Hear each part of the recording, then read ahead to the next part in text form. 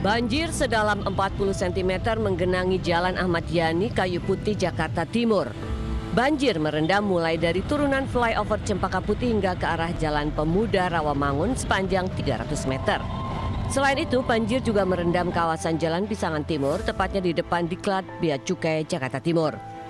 Akibat banjir, sejumlah sepeda motor mogok usai menerobos banjir.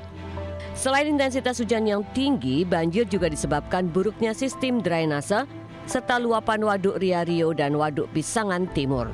Sejumlah petugas PPSU dan mobil penyedot air Sudin Kebakaran Jakarta Timur pun dikerahkan untuk mengurangi debit air.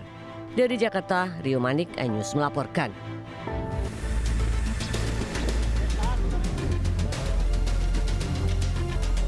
Ada-ada saja kelakuan pelanggar lalu lintas di Bojonegoro, Jawa Timur ini. Dua remaja yang terjaring razia karena tidak menggunakan helm serta tanpa kaca spion dan plat nomor malah mengeluarkan jimat anti tilang saat diminta menunjukkan SIM dan STNK. Sontak kejadian ini membuat petugas tersenyum dan pengendara tetap saja ditilang. Razia di Jalan Bypass ini digelar karena banyak aduan masyarakat yang resah akibat maraknya aksi balap liar. Bahkan sejumlah remaja yang akan ikut balapan kocar-kacir hingga bersembunyi di tempat pemakaman umum. 11 kendaraan pun diamankan karena diduga akan digunakan untuk aksi balap liar. Dari Bojonegoro, Jawa Timur, Dedi Mahdi, iNews melaporkan. Pemirsa, sejumlah pemuda nekat melakukan pemblokiran jalan untuk menggelar aksi balap liar di ruas Jalan Raya Taman Mini, Makassar, Jakarta Timur. Akibat dari aksi itu, pemirsa, warga di sekitar lokasi pun terganggu dan resah.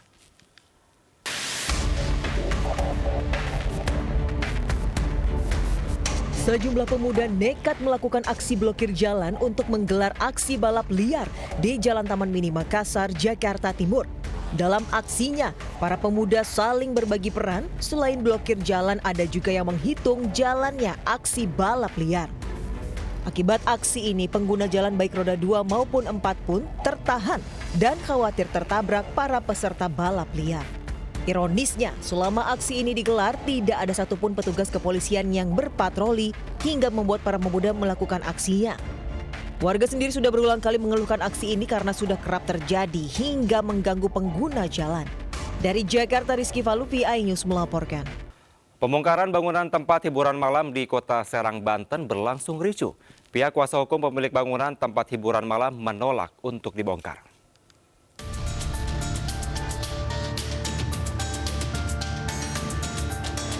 Petugas gabungan TNI Polri dan Satpol PP membongkar tempat hiburan malam di Jalan Raya Serang, Jakarta, Kecamatan Walantaka, Kota Serang, Banten. Pembongkaran berlangsung ricuh. Pihak kuasa hukum sempat menghalang-halangi alat berat yang akan merobohkan bangunan tempat hiburan malam. Bangunan tempat hiburan malam ini sebelumnya telah dibongkar oleh Pemkot Serang pada pertengahan tahun 2023. Namun oleh pihak pengusaha dibangun kembali dan diduga berdiri di atas tanah milik negara. Usai mendapat dukungan dari tokoh dan organisasi masyarakat, Pemkot Serang akhirnya meratakan bangunan tempat hiburan ini. Dari Serang, Banten, Mahesa Apriandi, iNews melaporkan.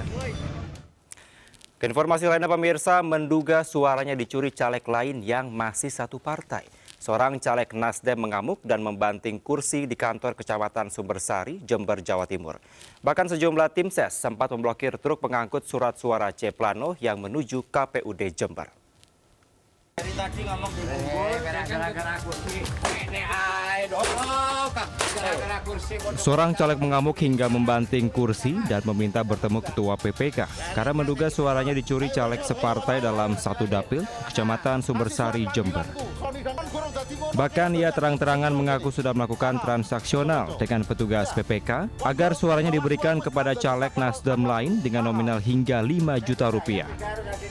Merasa aspirasinya tidak dipenuhi, caleg pun melakukan blokade truk logistik yang akan berangkat ke kantor KPUD Jember menyerahkan C Plano hasil suara.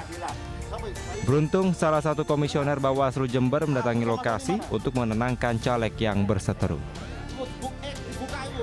DA1 yang sudah di-share kepada seluruh saksi partai, ya 18 partai itu awalnya, kemudian besoknya ketika ditandatangani angkanya berubah. dan berubahnya nggak main-main ya. Di partai kami adalah partai yang dirugikan. Dan indikasi ini tidak menutup kemungkinan juga terjadi jual beli suara dengan partai lain. Kami Bawaslu Kabupaten Jember itu siap menerima laporan dalam bentuk apapun dan siap menindaklanjuti itu.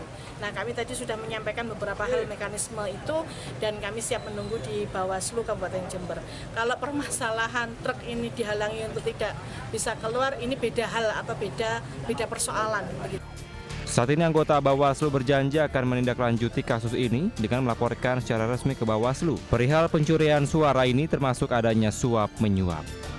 Dari Jember, Jawa Timur, Bambang Sugiarto, iNews melaporkan. Ruang perawatan di salah satu rumah sakit tiba-tiba gempar usai adanya dugaan pelecehan seksual yang dilakukan MY, seorang dokter spesialis tulang di Kabupaten Banyuasin. Saat kejadian, korban TAF 22 tahun tengah menjaga suaminya dan pelaku datang menawarkan suntik vitamin. Meski ditolak, pelaku memaksa hingga korban tak sadarkan diri. Diduga cairan yang disuntikkan adalah obat bius. Saat siuman, korban mendapati pakaiannya separuh terbuka dan sang dokter tengah mengeluarkan alat vitalnya. Korban yang merasa dilecehkan segera melaporkan kasus ini ke polisi. Sehingga 1 hari usai kejadian, pihak rumah sakit langsung memberhentikan sang dokter. Sementara itu, kuasa hukum terduga pelaku juga berencana melapor balik ke Siberpolda Sumatera Selatan karena menyangkut nama baik. Pada saat klien kami ini bangun, istri dari pasien tadi bangun, itu mohon maaf, bra itu sudah tersingkap. Sudah tersingkap ke atas, sudah itu oknum dokter tersebut yang di samping itu, ya kan? Itu dalam keadaan mengeluarkan kemaluan. Ditanyain terlebih dahulu, diperiksa terlebih dahulu, supaya jelas, jangan menjas bahwa ini dokter ini sudah melakukan satu kesalahan gitu ya. Ini prosedurnya kan ada kesepakatan di situ antara rumah. Saat ini kasus pelecehan dokter dengan pasien masih diselidiki Subdit PPA Polda Sumatera Selatan. Dari Palembang, Sumatera Selatan, Firdaus, iNews melaporkan.